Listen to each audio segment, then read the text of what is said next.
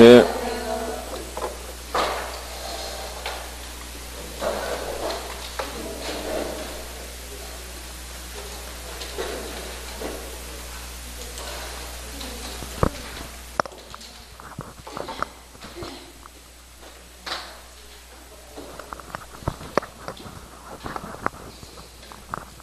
자, 원래 오늘 민법 보충하기로 했었죠? 예, 근데 이제, 학개론이 진도가 많이 못 나갔고, 뒤에 거 못 들었다고 그래가지고, 갑작스럽게 일정이 변경이 됐고, 통보가 아마 됐을 거라고 생각을 했는데, 미처 만약에 못 받으셔가지고, 오늘 민법인 줄 알고 왔는데, 과목이 바뀌어갖고, 좀 그렇더라도, 다음 주에 아마 민법 보강할 테니까, 그거 확인하시면 될 것 같고요. 혹시 오늘 저 처음 보이신 분 있나요? 저 오늘 처음 본 분? 아, 그 얘기는 지난번에 결강했던 얘기군요. 안 나왔다는 얘기군요. 그래요. 근데 학원 분위기가 일요일 날 보강하는데 이렇게 활기찬 학원은 또 처음 봤어요. 뭐 너도 탈출했냐? 나도 탈출했다. 뭐 거의 이런 분위기 같아요. 웬만한 데 가면 거의 피곤한 얼굴로 들어오는데 여기는 뭐 너무 활기차가지고 저 여기서 무슨 개 모임 같은 거 있는 줄 알았어요. 참. 오늘 우리가 수업할 내용은요. 뒤에 부분을 못 들으셨다고 그래가지고 386페이지에 가면 감정평가론이라고 있어요. 좀 작아요? 일단 목소리를 좀 높여보고요. 만약에 불편하시면 감평을 한 번도 안 들으셨다는 얘기예요? 11월, 12월, 1월, 2월. 괜찮아요. 어차피 저기 감평은 한 번 듣는다고 이해가 되는 게 아니기 때문에 한 두세 번은 돌아야 돼요. 두세 번은. 감평은 여러분들이 저기 목차에 보시면 아시겠지만 붙어있는 시험 출제 빈도에 보시면은 15% 내외를 내도록 돼 있어요. 그러니까 40문제 대비 6문항에서 7문항이 여기서 출제가 된다라고 보시면 되겠고, 통상 전국에 있는 수강생들이 감평을 싫어해요. 여기를. 그러니까 여기를 버리는 사람도 많고. 그러니까 힘든 거는 안 하셔도 되는데 간단한 거는 정리할 수 있어야 돼요. 그죠? 충분히 할 수 있는 거. 그러면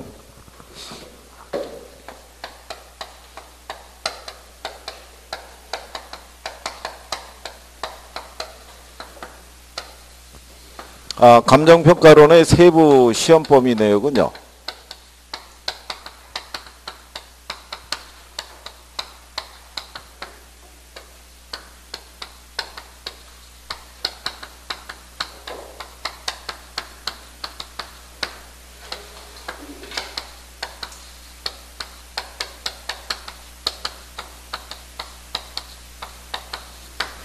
이렇게 세 가지로 나눌 수 있어요.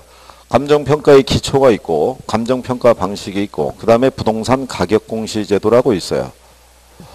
통상 감정평가의 기초에서 한 문항에서 한 두 문항 수준 이렇게 떨어지고요. 얘가 두 개에서 한 세 개 정도, 얘가 한 개에서 한 두 개 정도, 뭐 이런 정도의 비중을 가지고 출제를 하고요. 감정평가 방식에서 계산 문제가 한두 개 정도 들어올 수 있어요. 계산 문제가.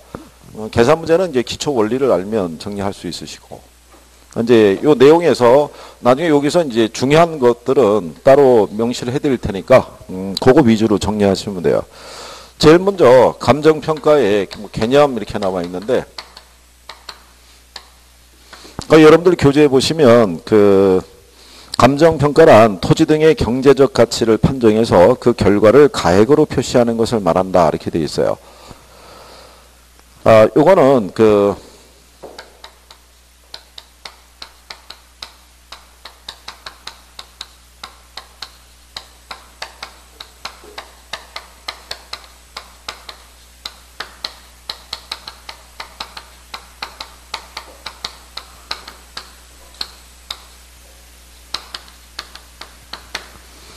요게 이제 감정평가의 대상이 돼요. 토지 등이. 감정평가의 대상이 되고, 감정평가의 대상이 되는 애들은 나중에 어떤 방법으로 평가하는지를 여러분들이 구분할 수 있어야 돼요. 지난 시간에 여러분들이 준부동산 배웠죠.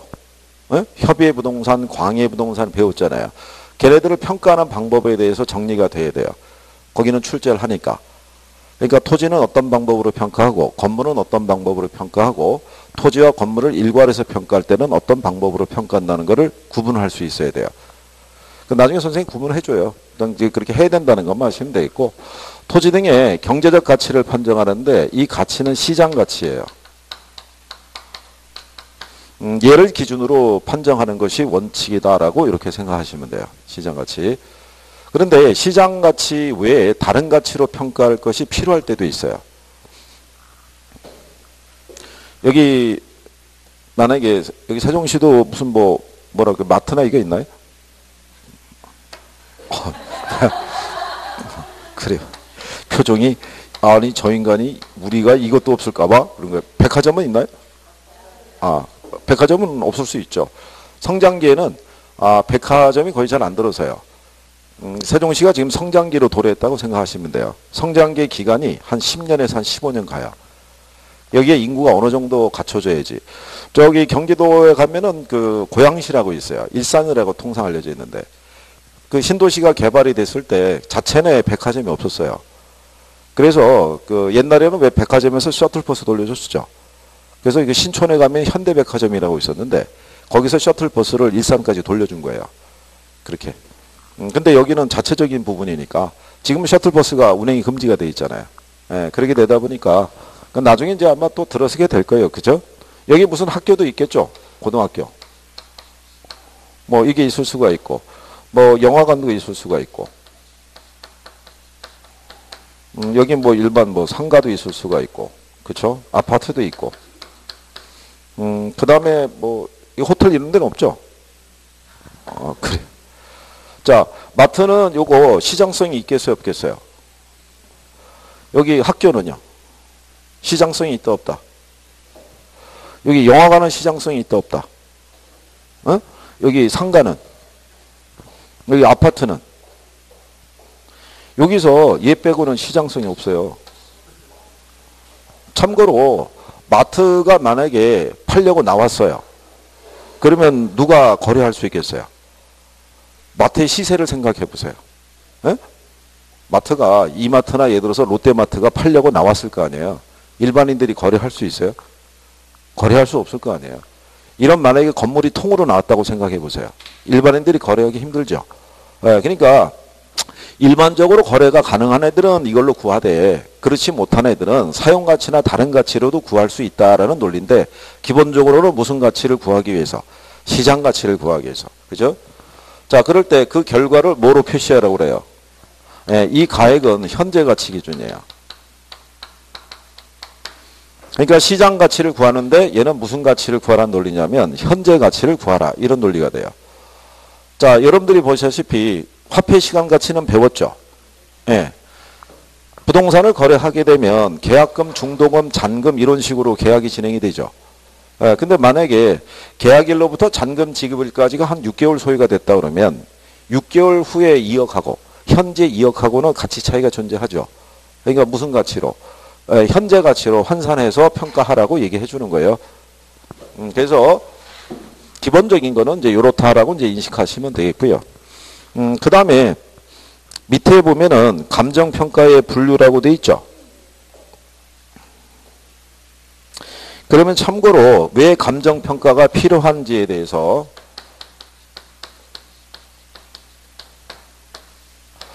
감정평가가 필요한 이유는 여러 가지가 있어요. 일단 일반적으로 얘기하는 거는 부동산 특성이라고 앞에서 배웠죠. 예, 거기서 보면 개별성이라고 배웠죠. 예, 개별성이라는 것은 일반적으로 동일한 부동산이 없다는 얘기잖아요. 그러니까 별도로 가치를 다 추계해야 될 필요성이 있다. 뭐 이렇게도 얘기를 해주는 경우고 가장 이제 근본적인 건 뭐냐면요. 한마디로 얘기하라고 그러면 얘 때문에 그래요.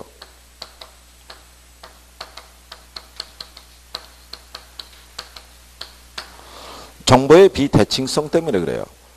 그러니까 정보가 부족한 거예요.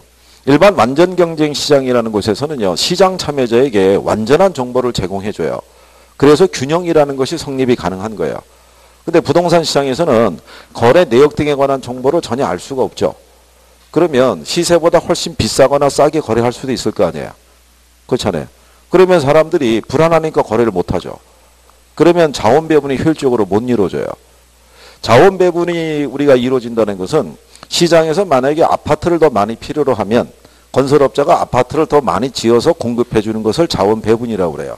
그런데 그렇게 공급된 가격이 이게 제대로 된 가격인지를 확인할 수 없으면 사람들이 거래 안 하려고 그럴 거 아니에요. 그러면 시장에서는 여러 가지 문제가 봉착하니까 정부가 1년에 한 번씩 부동산 가격 공시제도를 통해서 토지 가격과 주택 가격을 공시를 해주는 거예요. 그럼 우리는 그 가격대로 거래하는 게 아니죠. 거래할 때 그거를 뭐로? 참고를 하란 얘기예요. 그러면 최소한의 거래는 성립할 수 있을 거 아니에요. 그죠? 그런 이유 때문에 뭐가 필요하다. 감정평가가 필요하다라고 생각하시면 되겠고, 그 밑에 가면 감정평가의 분류라고 돼 있죠. 요 분류에 대한 거는요, 제가 그냥 구두적으로 얘기하는 거는 그냥 간단하게 제목으로도 구별할 수 있는 거예요. 그죠? 근데 여기다가 노란색 분필로 하면은 그 정도는 정리 정도 해 두시면 돼요. 그죠? 뭐 다 이렇게 나오고 그런 건 아니니까. 그렇잖아요. 여기 보면 공적인 평가가 있고 공인평가라고 돼 있죠. 예. 공적인 평가는 공적 기관이 평가의 주체가 되는 경우고, 공인평가는 국가 또는 단체로부터 자격을 부여받은 개인에 의해서 행하는 평가라고 그래서 우리나라가 이 평가에 해당이 된다라고 보시면 돼요. 여러분도 공인중개사죠. 예, 감정평가서도 자격제도가 있어가지고 그 시험에 통과해서 자격을 취득한 사람에서 평가하도록 돼 있으니까. 그런데 거기 뭐 독일도 있고 우리나라, 일본 이런 것 있죠. 예, 이런 애들은 시험에 안 나와요. 참고하시면 되는 거예요. 무슨 말인지 아시겠죠? 그 다음에 필수적 평가하고 임의적 평가라고 돼 있죠. 요거는 요거 유무라고 보시면 돼요.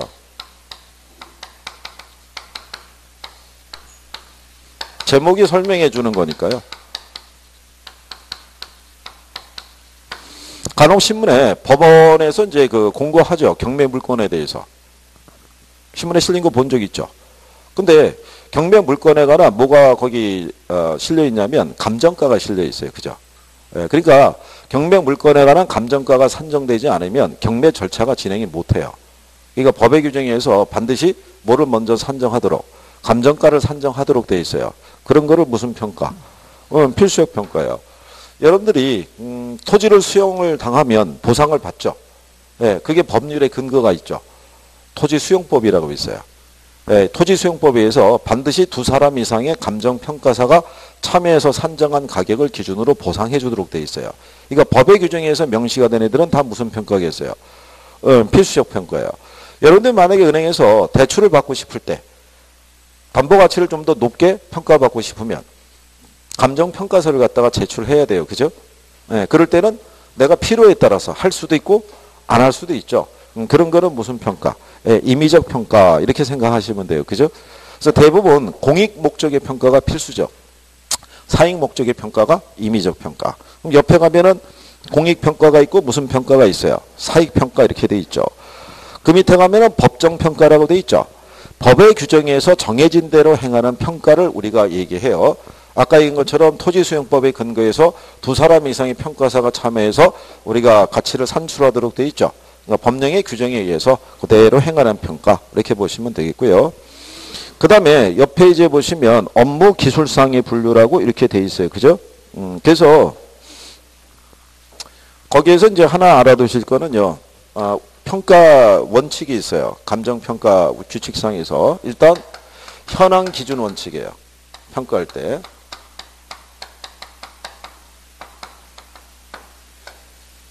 이건 시험에 쓸 수 있어요. 한번 나왔고. 자, 거기 보면 현황평가라는 게 있고요. 그죠? 그 다음에 무슨 평가가 있냐면 조건부 또는 기한부 이렇게 돼 있죠.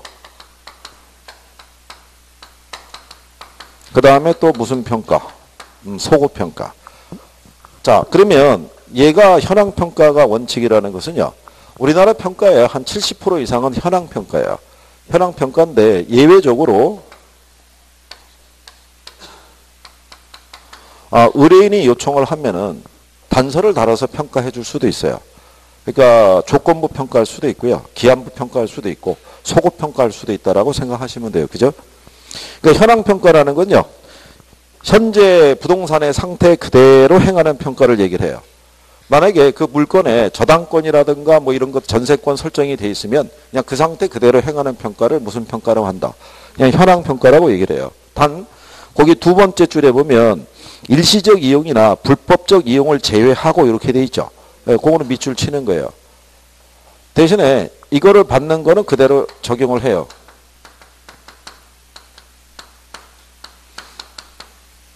공법상 제한을 받는 상태면 그냥 그 상태대로 평가하는 거예요. 그린벨트 지역 내에 만약에 토지라고 그러면 그냥 그 상태 그대로 평가를 하는데 불법적이거나 일시적으로 사용하는 것은 제외하도록 돼 있어요. 걔들까지도 포함해서 평가한다 그러면은 안 된다 이렇게 생각하시면 돼요. 그죠? 그 다음에 여기 보면 조건부 평가라는 것이 있죠. 예, 이거는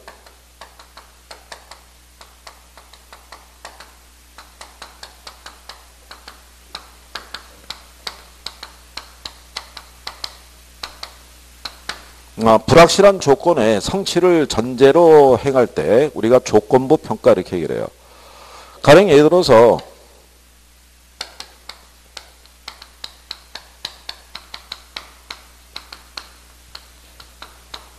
현재 용도가 매립지예요. 매립지인데 상업용지로 용도 변경이 될 거를 가정하고 평가해달라고 그러면 문제가 되겠죠. 매립지는 건축행위가 일단 못 이루어져요. 매립지 안에서는 유독가스가 나오기 때문에 매립한 다음에 한 10년이 지나야지만 건축 허가가 떨어져요. 근데 그 기간 내에서 갑자기 얘를 용도 변경을 해주면 담보가치의 차이가 엄청 크죠. 이게 옛날에 그 IMF 터졌을 때 우리나라에 D라는 그룹이 있었어요. 그 회장이란 양반이 아나운서 출신하고 재혼까지 됐었는데 또 헤어졌다고 뭐 그런 얘기가 있었어요. 그 그룹에서 그 당시에 부도 위기에 몰렸을 때 걔네가 그때 로비했던 게 뭐냐면 김포에 이게 있었어요. 이거를 용도 변경해달라는 거예요. 현금이 없으니까 이거를 바꿔주면 담보 가치가 커지잖아요. 그럼 대출을 받아서 유동성 문제가 해결이 좀 되면 우리 기업이 부도나지 않고 갈 수 있겠다라고 해서 로비했는데 이게 문제가 되죠. 특혜니까. 안 받아준 거죠. 그러니까 마지막에 언론 플레이도 했는데 결국 안 돼갖고 부도나고 만 거예요. 그러니까 이런 단서를 달아서 하긴 어렵겠죠.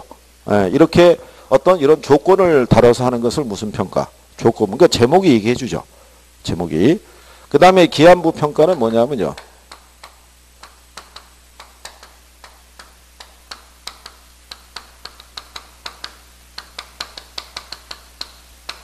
즉 기한의 도래가 확실하다는 얘기는요. 지금 어느 정도는 상황이 주어져 있고요. 일정한 시간이 지나면 그 상태가 충족이 된다는 가정이에요. 만약에 예를 들어서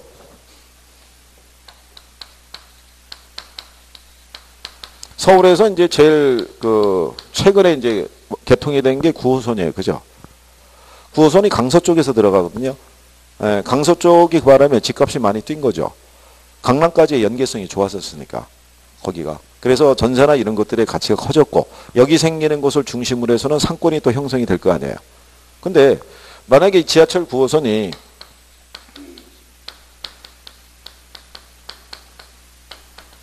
다음 달 10일 날 개통이라는 거예요. 그럼 거의 공정률이 한 99% 됐다는 얘기죠. 지금 한 15년 운전을 하고 있을 테고. 그러면 내달 10일이면은 이 주변의 상권의 가치가 달라질 수 있을 거 아니에요. 이런 걸 단서로 해서는 평가가 가능하다는 얘기예요. 이거는.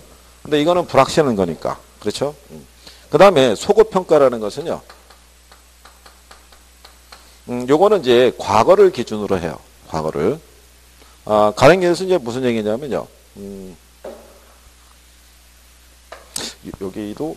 여기도 토지 수용돼서 보상 뭐 이런 거 이루어졌나요? 세종도? 그러면 여기가 원래 연기군이었으니까 수용이 만약에 2010년 예를 들어서 1월 20날 이게 이제 수용이 된 거예요. 수용이 돼서 이제 보상이 이제 지급이 됐겠죠. 그러고 난 다음에 한 7년이 흐르고 난 다음에 2017년 오늘이 3월 26일이죠. 이 당시 여기 땅을 갖고 있었던 그 갑, 을, 병 세 사람이 우연히 터미널 앞에서 만난 거야. 만나갖고 야 오래간만이다 한 7년 만이네 반갑네 그래서 뭐 소주 한잔 하지 그래서 딱 얘기하다가 대화를 나누다 보니까 갑을 제외한 나머지 둘은 보상가를 평당 예를 들어서 1,500만 원씩 받았는데 이 사람만 500만 원 받았어요. 근데 가지고 있던 땅이 한 10,000평은 돼요. 차익이 어마어마하죠.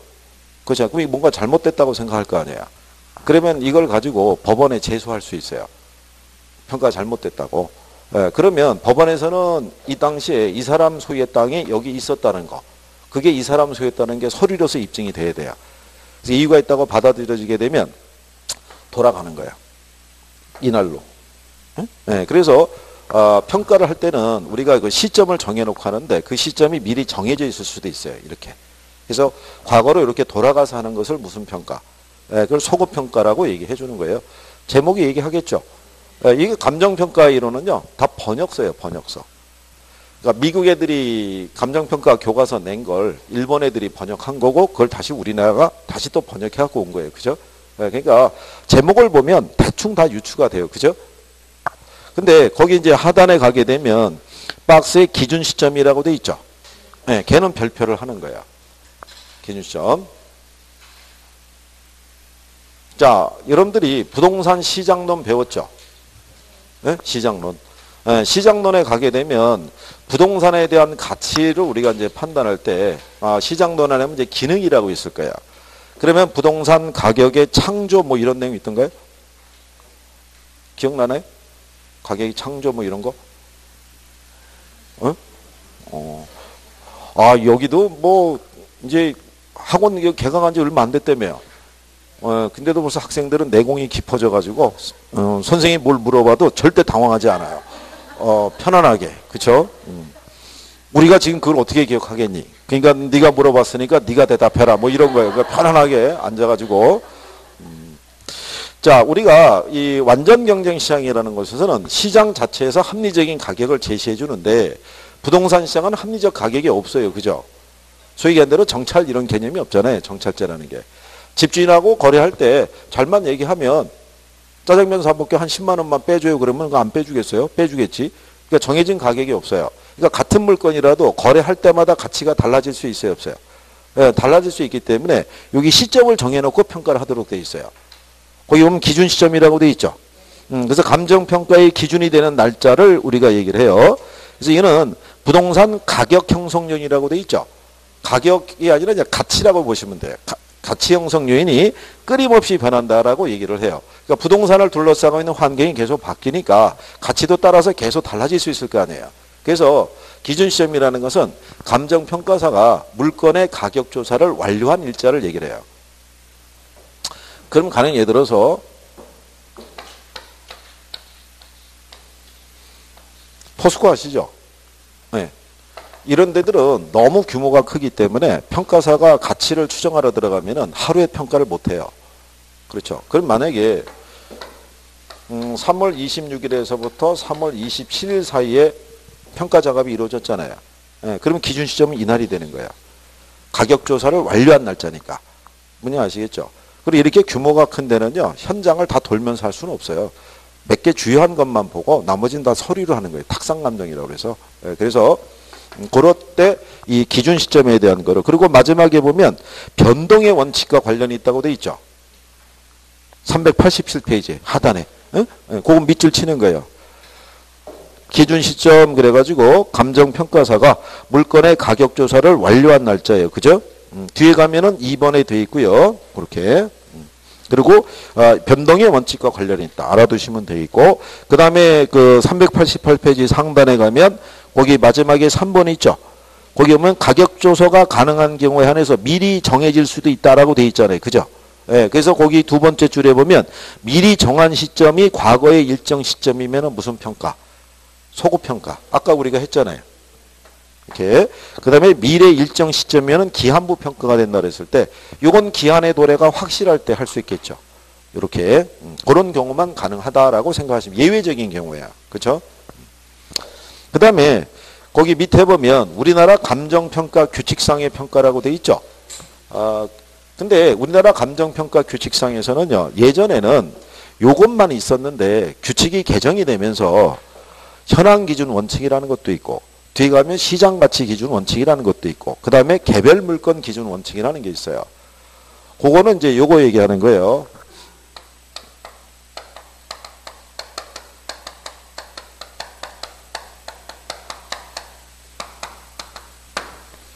감정평가는요, 개별 물건대로 평가하는 것을 원칙으로 해요. 즉, 개별 평가가 원칙이에요. 뭐가 원칙이다? 네, 개별 평가가.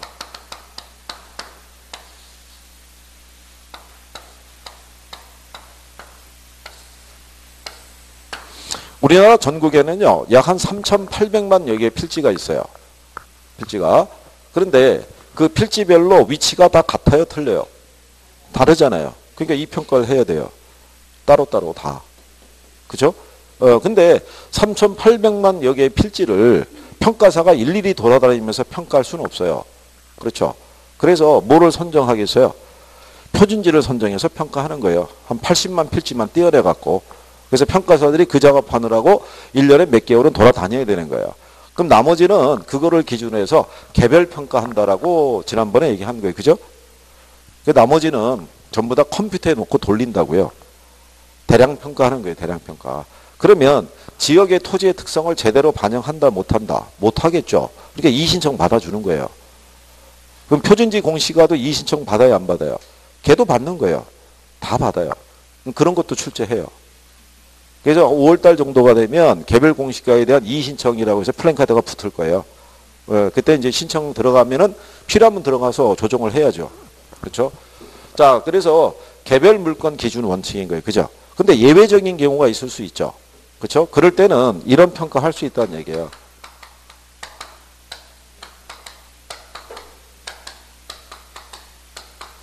요걸 여러분들이 어디서 한번 접해보는 거냐면요. 필지하고 획지할 때. 예, 그때 이거 한 거예요. 그렇죠? 자, 만약에 예를 들어서 여기 이렇게 4개 필지가 있잖아요. 그러면 얘 각각 따로따로 하는 게 원칙이잖아요. 예, 근데 상태를 가서 봤더니 4개의 필지가 하나의 공장 부지에 제공이 되고 있어요.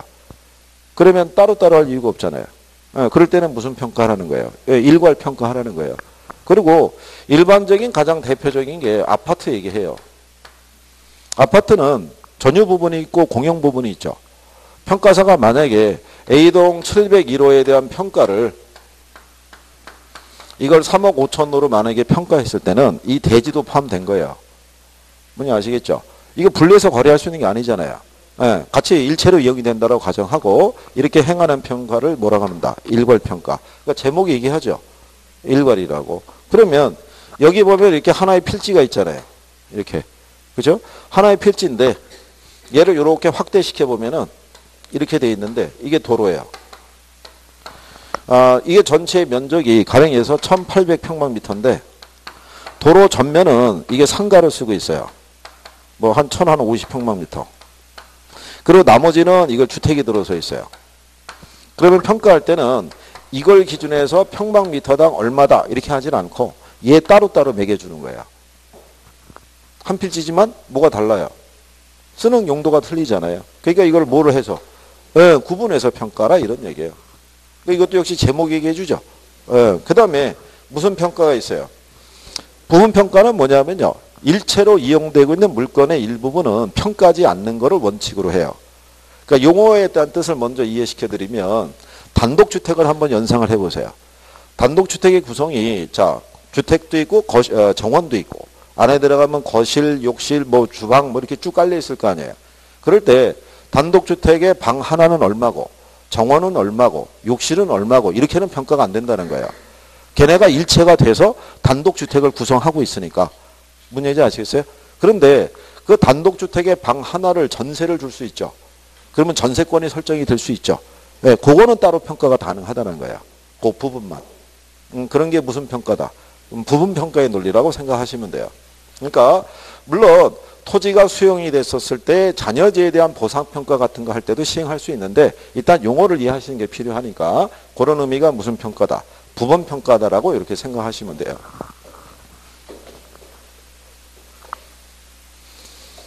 자, 그래서 이제 그런 내용이고요. 그래서 여러분들이 388페이지 하단에 가면 그 감정평가서 작성 이렇게 돼 있죠. 일괄 구분 부분을 할 때는 그 이유를 감정평가 작성할 때 그 안에다가 포함을 시키라고 돼 있죠. 좀 아까 설명한 이제 그런 내용이에요. 한 필지지만 전면과 후면의 이용이 다르면 달리 평가했을 거 아니에요. 그죠? 그때는 그 이유를 평가 보고서에 적고 기재하라 뭐 이런 얘기인 거예요. 네, 그렇게 정리하시면 되겠고요. 그래서 뭐 여기에 대한 관계에서요. 인용이 되면 뭐 요런 정도 현황 기준 원칙 뭐 이런 정도만 인식을 해주시면 돼요. 근데 대충 제목이 대부분 얘기해 주죠. 예, 그러니까 조금 몇 번 돌면 간단한 건 다 정리가 돼요. 그죠? 자, 그 다음에 389쪽에 가면 가격 이론이라고 있어요. 그죠?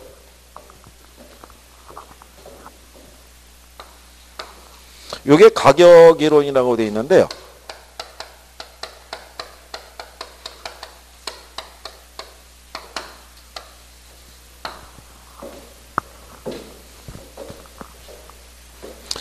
거기 의의에 보면요. 가치란 어떤 물건으로부터 장래 창출되는 편익을 현재 가치로 환원한 값이라고 할 수 있다. 이렇게 돼 있어요.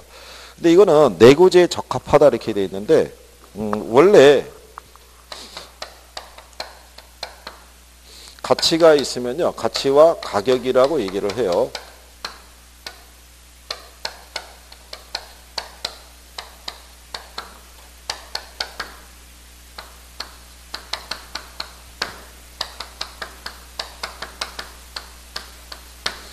이 가치의 정의를 내렸을 때,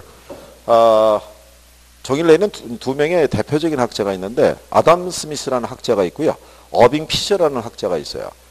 그러니까 아담 스미스라는 학자가 얘기한 거는요, 비내구재에 대한 가치 개념이라고 보시면 돼요.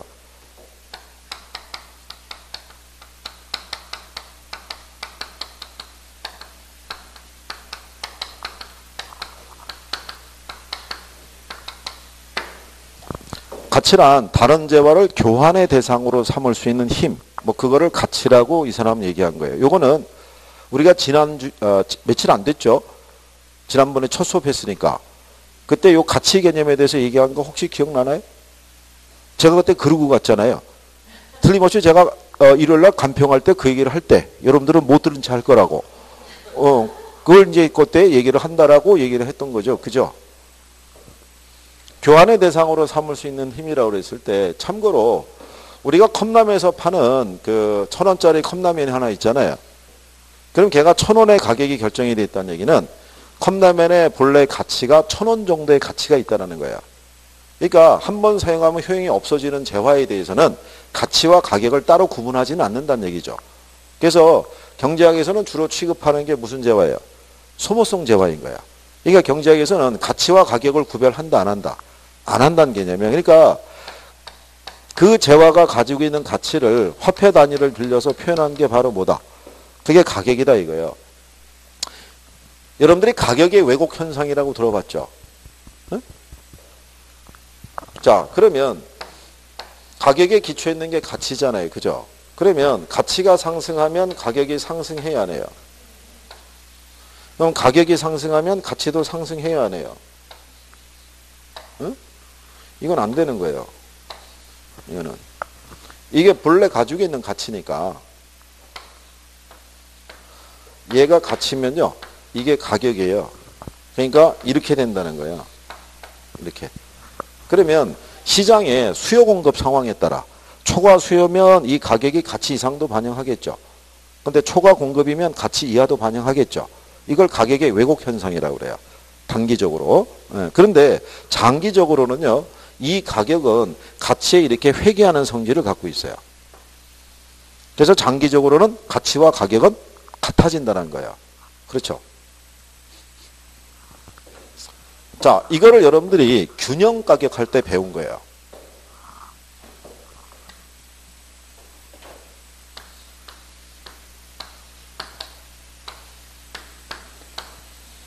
이게 가격이잖아요. 그럼 경제학 논리라면 얘가 가치와 같다는 거잖아요. 근데 단기적으로는 얘가 이렇게 될 수 있죠. 가치 이상도. 또는 가치 이하도 될 수 있어요, 없어요? 있죠. 그런데 공급자 경쟁과 수요자 경쟁에서 궁극적으로는 같아지잖아요. 이렇게. 그러니까 가치와 가격의 이런 관계를 설명하는 거는 경제 논리인 거예요. 여기에 맞춰서. 그게 여러분들 가지고 있는 내용에 보면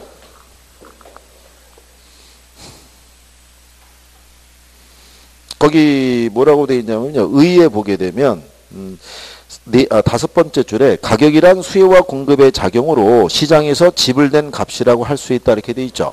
근데 가치와 가격은 항상 일치하는 것이 아니며 단기적으로 가격이 가치와 괴리되는 현상이 나타날 수 있다 이렇게 되어 있죠. 예, 그게 가격의 왜곡 현상이라는 거고 가격의 본질은 가치이며 장기적으로 가격은 가치하고 일치하게 된다 이렇게 되어 있잖아요. 요거는 이제 경제학에서 얘기하는 요 개념을 가지고 그 문장을 써준 거예요. 그러니까 단기적으로는 괴리될 수 있어도 장기적으로는 어떻게 돼요? 일치하게 되겠죠. 예, 그 내용을 얘기하고 있는 거고 그 다음에 이제 그 밑에 박스에 가면 내구재가 그래서 비내구재라고 돼 있잖아요. 그러니까 비내구재의 가치의 개념과 내구재의 가치의 개념이 틀리다는 얘기예요. 그러니까 여기는 지금 경제 논리상에서 이제 이렇게 얘기해 주는 거예요. 그러니까 단기적으로는 가치와 가격은 괴리될 수 있다 없다. 있다. 그런 논리도 출제를 하니까. 근데 장기적으로는 일치해야 하네요. 일치한다 이런 얘기예요. 근데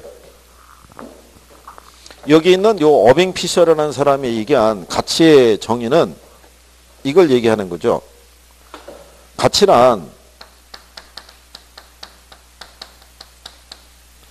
장래 기대되는 편익의 무슨 가치? 현재 가치라고 얘기를 해요. 내구재니까. 현재보다는 미래의 가치 변화에 대한 것을 우리가 현재 시점에서 판단하는 거예요. 그죠? 근데 문제는 경제학에서 얘기하는 이 재화의 성격은 단용재잖아요. 그러니까 그 물건이 본래 가지고 있는 가치를 화폐 단위로 바로바로 표시해 줄 수가 있는데 얘는 미래에 발생하는 이 편익을 현재 시장에서 거래되는 가격이 100% 정확하게 반영했다고 볼 수는 없죠. 그래서 내구재는 가치와 가격을 구별해야 된다는 거야. 구별을. 그러니까 단용재는 구별할 필요가 있다 없다? 없어요. 근데 내구재는 구별을 해야겠죠. 그래서 그 밑에 가면 이제 가치와 가격을 구별해라고 이렇게 나오는 거예요. 네? 그래서 그 밑에 가시면요. 그 양가로 2번에 가격과 가치의 관계라고 돼 있죠. 네? 네, 요거는 경제학에서 얘기하는 논리예요. 아까 얘기한 대로. 거기 보면은 가치는 화폐를 매개로 해서 가격이 되고 가격은 가치의 화폐적인 표현이다 이렇게 돼 있죠. 네, 이제 그런 내용인 거예요. 근데 뒤로 가시게 되면 뭐 가치는 가격 플러스 마이너스 오차 과거값과 현재값 가치의 다원적 개념 뭐 이렇게 나와 있죠. 그러니까 이거를 정리를 다시 해드리면 첫 번째 조건은 뭐냐면요. 가치와 가격의 관계. 이거는 이제 비내구재 있을 때 얘기하는 거예요. 그래서 가격의 기초가 바로 뭐다? 가치란 얘기죠. 그런데 단기적으로는 가치와 가격은 괴리될 수 있다 없다? 있다 이거죠. 아까 이것처럼 수요 공급 상태에 따라서. 그렇죠? 그래서 여기서 단기적으로 뭐가 발생할 수 있냐면 가격의 무슨 현상? 예, 왜곡 현상이라는 것이 이제 발생할 수 있다라고 얘기를 해요. 근데 장기는 가치와 가격은 서로 어떻게 돼 있다? 예, 균형을 이룬다라고 생각하시면 되는 거예요. 이게 이제 경제학에서 얘기하는 거면 가치와 가격의 구분이라는 거죠. 이거는 어디서? 내구재는 이거를 구분해야 된다는 거예요. 그러니까 이쪽에서 이제 언급이 될 때는 이렇게 박스로 나눠서 이쪽이 가격, 여기를 뭐라 한다? 가치. 그쵸? 한때 이게 문제가 됐던 게 뭐냐면요. 출제할 때 얘를 뭐라고 해놨냐면 얘를 밸류. 응? 가치가 밸류잖아요. 얘는 프라이스잖아요. 근데 예전에 우리나라의 부동산학 이론을 소개한 김영진 교수가 원래 경제학 전공이에요. 그러니까 경제학에서는 가치와 가격을 구별한다 안 한다? 안 하는 거예요. 그 사람은 가액과 가격 뭐 이런 식으로 표현한 거예요. 그러다 보니까는 그게 옛날에는 구별이 안 됐었던 거예요. 그래서 여기 있는 가격이 있죠. 요거는 시장에서 매도자하고 매수자의 합의에 의해서 실제 지불된 금액이 있죠. 예, 그거를 가격이라고 그래요. 그러니까 그걸 우리가 표현을 뭐라고 그런다? 실거래액이라고 얘기를 해요. 이거는 식별하기가 좋죠.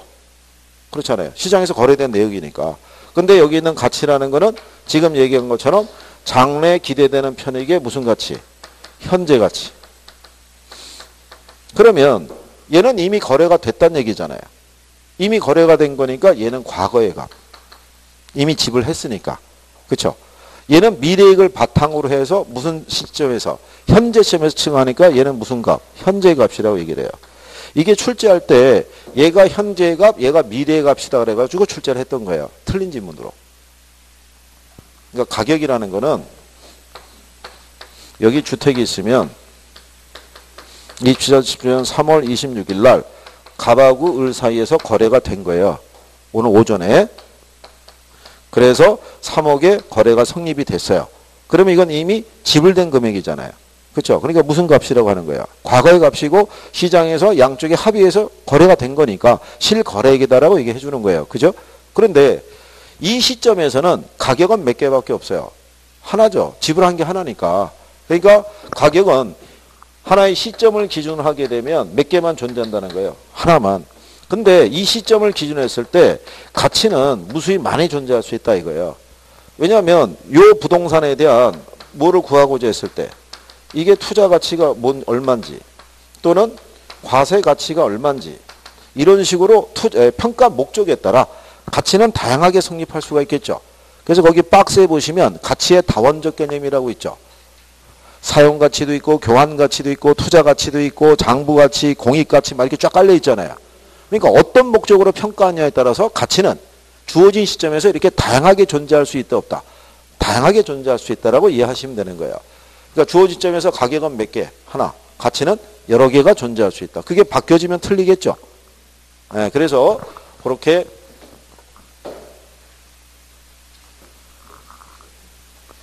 그래서 요게 요 표현 대해서는 요걸 언급할 수 있고요. 요거 단기적으로 괴리가 되는데 장기적으로 괴리된다면 틀리겠죠. 그 표현 정도 알아두시면 되고 여기는 요거를 바꿔서 가끔 써요. 요거 그러니까 요 정도는 알아두시면 돼요. 가치와 가격의 관계에서. 그리고 그 가치의 다원적 개념에 보면 사용가치라는 게 있고 교환가치라는 게 있죠. 아까 얘기한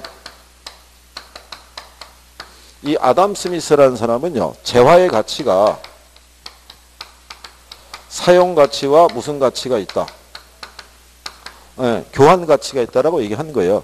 그러니까 재화가 시장에서 일정한 가치를 갖기 위해서는 일단 이게 있어야 되는 거예요. 사용 가치가 없으면 교환 가치가 없는 거예요. 참고로 옛날에 왜 우리가 세일즈 하는 사람에게 가장 그 찬사로 부여하는 게 뭐라고 그러냐면 알래스카에 가서 에스키모인들에게 냉장고를 팔 인간 같으니 뭐 이런 소리 하죠. 알래스카 사람들이 상식적으로 생각하면은 냉장고가 큰 의미가 없잖아요. 그렇잖아요. 아프리카 사람들에 가서 모피코트 팔라 그러면 미쳤다 그럴 거 아니에요. 그러니까 그 시장에서 뭔가 거래가 되려고 그러면 뭐가 인식이 돼야 돼요. 사용 가치가 인식이 돼야 되는 거예요. 그렇죠? 그래서 그 일본 애들이 뭐를 잘하냐면 이런 걸 잘해요. 그 동남아에 가면은 태국이란 나라 있죠. 태국이란 나라에 그 지하철이 설치가 돼 있어요. 그죠? 역사를 가보시게 되면 국기가 두 개가 박혀 있어요. 태국 국기하고 일본 국기하고. 일본 애들이 지원해서 지하철을 설치한 거예요. 근데 길에 굴러다니는 자동차를 보면은 70% 이상이 일제예요. 그 왜 일자차가 먼저 점령을 하기 시작했냐면 태국 애들은 이 불교가 지배하는 나라예요. 그 걔네는 윤회설을 믿어요. 걔네 가만히 보면요.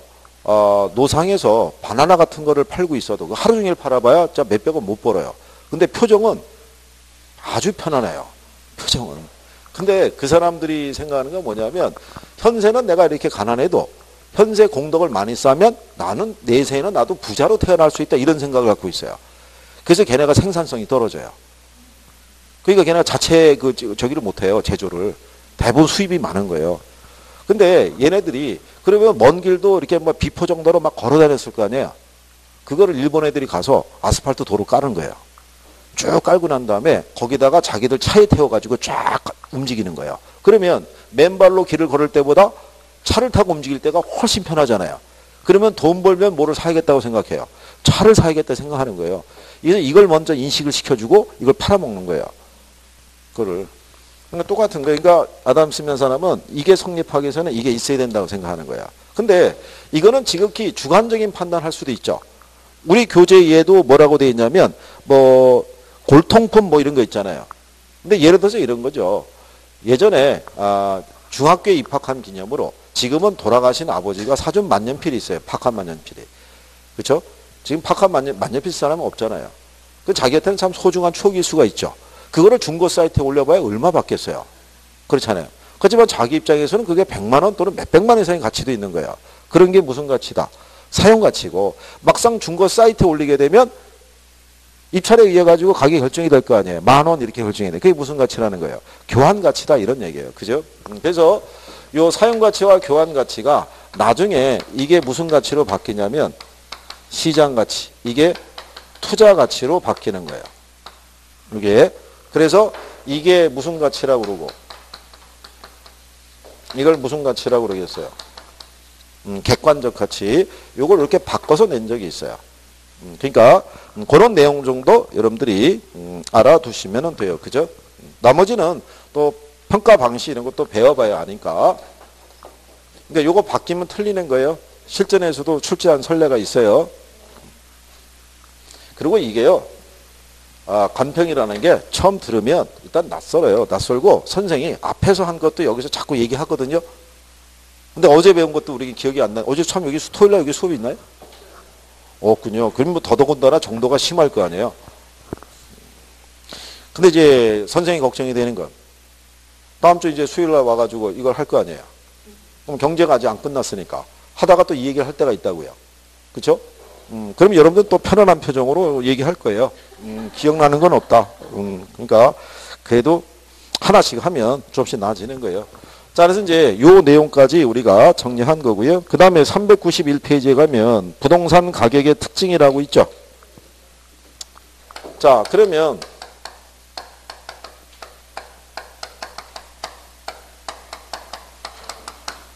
요런 특징 같은 게 나오는 거는요. 앞에서 여러분들이 그 부동산 특성 배웠죠. 부동성, 부증성, 영속성 이런 거 배웠잖아요. 걔들이 바탕이 돼 있는 거예요. 걔들이. 그래서 거기 보면 부동산 가격의 특징 중에 하나가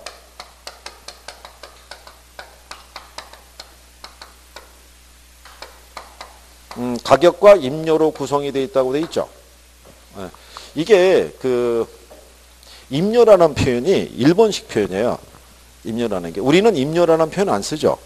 그렇잖아요. 뭐 월세를 하기도 하고 뭐 임대료 이런 표현을 쓰잖아요. 그러니까 우리나라는 지난번에 한 것처럼 렌트를 지대라든가 또는 임대료 이런 식으로 번역해서 쓰고 있는데 걔네는 이 렌트를 임료라고 쓴 거예요. 한문으로. 그래서 근데 어쩔 수가 없는 게 우리나라의 감정평가 규칙에 대한 기본적인 내용은 일본 애들 거를 차용을 많이 해요. 같이 협의하니까. 그래서 가격과 임료로 구성이 되어 있다고 그래요. 그죠? 그 왜 가격과 임료로 구성이 가능하겠어요? 우리가 일반 편의점이나 마트에 가면은 물건 그 하나의 가격밖에 없잖아요. 근데 부동산 중개사무실에 가면은 매매가, 전세, 월세 이렇게 붙어 있잖아요. 그게 가능한 이유는 뭐라고 그랬어요?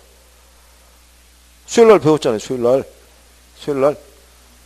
그랬더니 수요일날 안 나온 사람들은 표정이 환해졌어요. 난 안 들었으니까. 난 책임 없어. 이런 거예요. 나머지 사람들은 들었잖아요. 뭐가? 그때 제가 이랬잖아요. 제가 이 분필을 100원에 사가지고 그 다음날로는 선생님한테 이거 임대 주면은 제가 손해라고 그랬잖아요. 이거 다로 없어지니까. 그렇잖아요. 근데 부동산이라는 건 수명이 기내잖아요.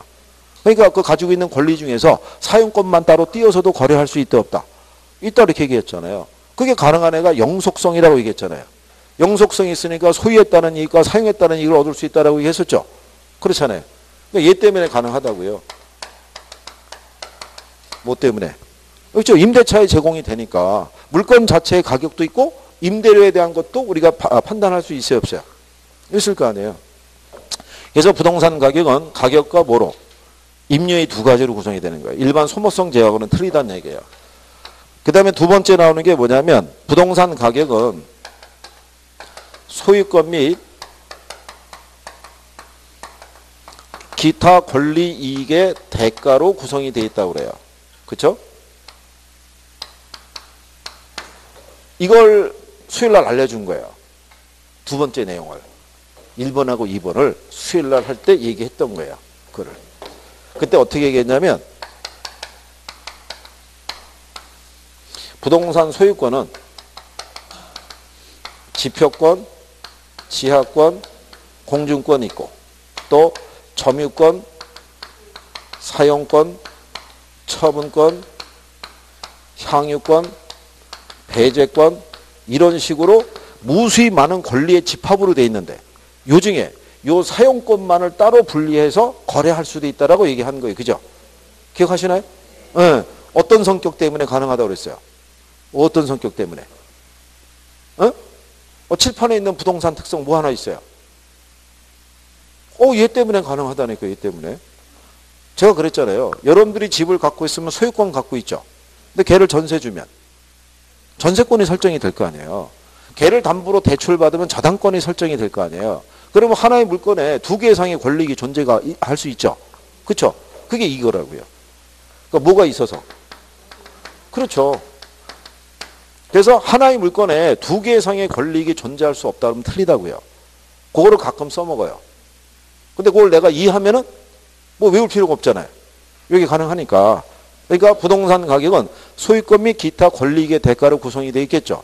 그래서 나중에 평가사들이 가치를 추계할 때는 소유권 전체로서의 가치도 추계할 수 있고요. 이거를 부분권익이라고도 얘기를 해요.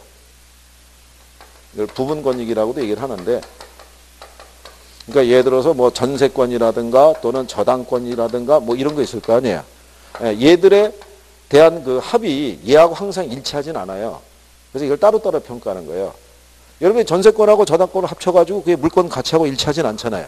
그러니까 이걸 따로따로 평가하는 것을 원칙으로 해요. 그래서 평가할 때는 수익 방식으로만 평가하도록 되어 있어요. 근데 그런 거는 이제 안 나오니까 어쨌든 중요한 거는 하나의 물건에 두 개 이상의 권리익이 존재할 수 있다 없다. 있다. 그게 포인트예요. 그것만 이제 알아두시면 돼요. 그 다음에 얘는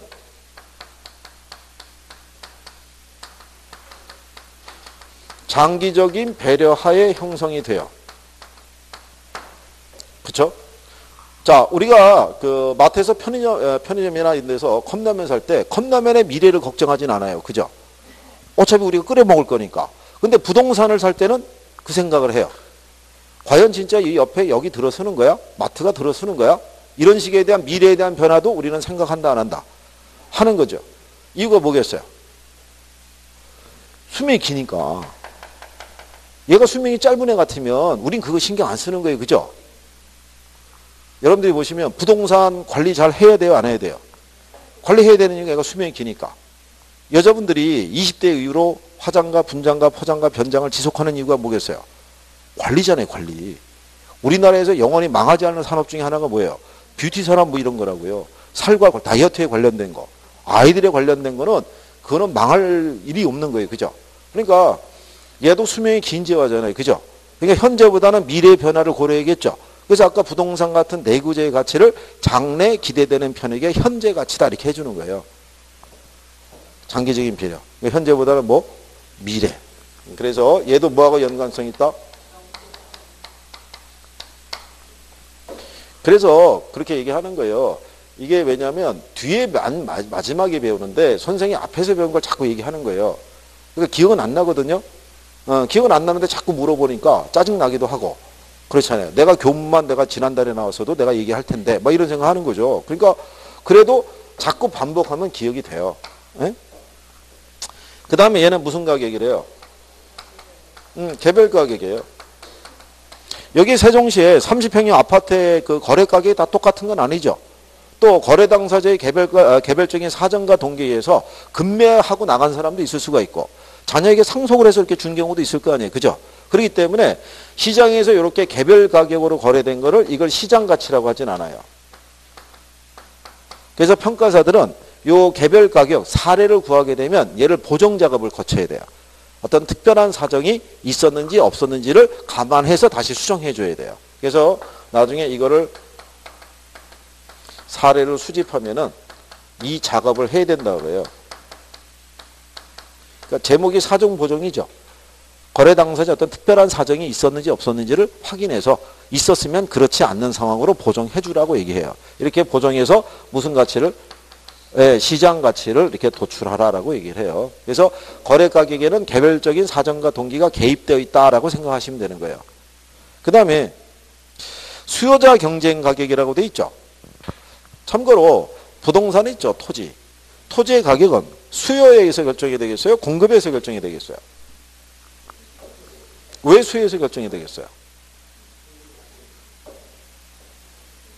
지금 어느 분야가 똑같아요. 세상에 하나밖에 없어도 사겠다는 사람이 없으면 가격이 성립하지는 않아요.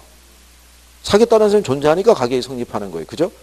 뭔지 아시겠죠? 그러니까 토지의 물리적인 양은 한정돼 있더라도 사겠다는 사람의 어떤 이제 숫자, 의지, 뭐 이런 거에 따라서 가치는 달라질 수 있어요. 그래서 가격은 누구에 의해서? 수요자에서 결정이 된다고 생각하시면 돼요.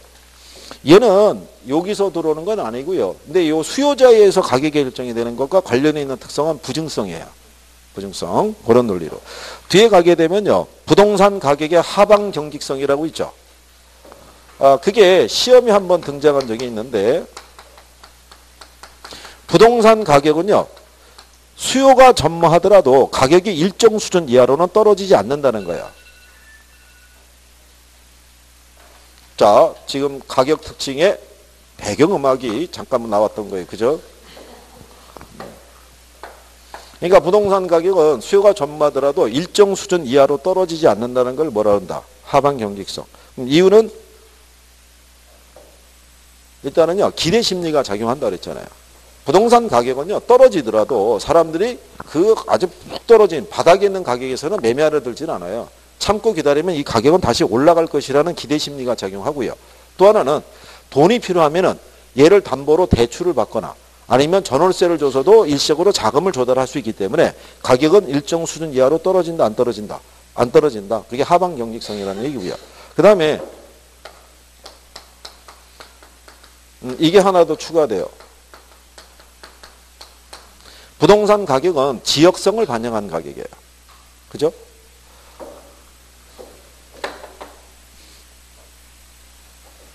자, 우리가 삼성전자 주식을 전국 어디에서 거래하든 간에 한 주의 가격은 똑같죠. 그런데 같은 건설사에서 우리가 그 분양한 아파트가 같은 면적이라 할지라도 어느 지역에 공급했냐에 따라서 가격은 틀려지죠. 그렇잖아요. 지역적인 환경이 틀리니까. 그래서 부동산 가격은 뭐를 반영해요? 지역성을 반영한 거예요. 그래서 뭐가 틀리냐면 가격 수준의 차이를 낳게 돼요. 그래서 평가사들이 나중에 가치를 구하려고 그러면 먼저 가격 수준이라는 걸 먼저 파악을 해야 돼요. 그러니까 이 중에 평균적인 시세를 알아야지 그 안에 개별 부동산의 가격을 구할 수 있다라고 얘기를 해요. 그걸 일단 지역 분석하고 개별 분석에서 배우시면 돼요. 이 특징은 이해하시겠어요? 뭐 어렵진 않죠. 그러니까 원래 간평이 괜찮은 애예요. 얘가 해보면 정리가 가능해요. 그래요. 1시간 됐으니까 잠깐 쉬었다가 시장 가치부터 하시죠.